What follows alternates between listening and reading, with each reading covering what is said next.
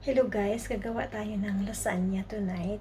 Ipapakita ko sa inyo kung paano ako ang gawa ng very simple lasagna at home, homemade. Diba?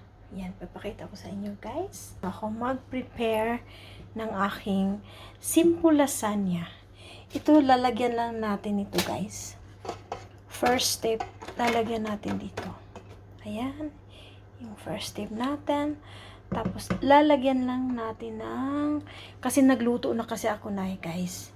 Hindi ko sa inyo pinakita paano ko niluto yung yung bolognese. Ayan guys. Niluto ko siya ng ganun na lang. Ayan guys, nandyan na siya. Ganun na yung niya. Tapos, lalagyan ko ng cheese.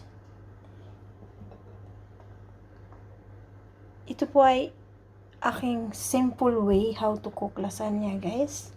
Ayan, pagkatapos, lalagyan natin ng ganun.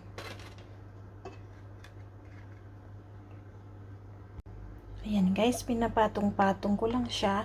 Tapos, nilagyan ko lang siya ng cheese. Ayan, pinapatong-patong ko lang yan siya. Ayan, guys. Tapos, patong ulit. Ayan, nakita nyo yan. Guys, pinapatong-patong ko lang siya. Wala kasi akong square. Lutuan ko kasi ito ng aking cake. Ito na lang ang ginagamit ko for lasagna. Ayan guys. Ano na siya? Lalagyan na natin ng cheese sa ibabaw. Bago natin ilagay sa oven. Ayan guys. Nagano na siya. Ganunin nyo lang. Ayan. Lulutuin ko pa siya ng guys. Ilalagay ko siya sa oven. Hanggang 45 minutes po yung niya. Yan guys.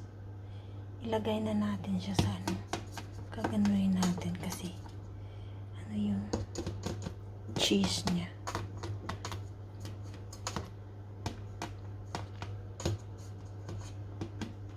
Kasi didikit kasi siya. Yan guys, na ating lasagna. Ilalagay na natin yan sa oven.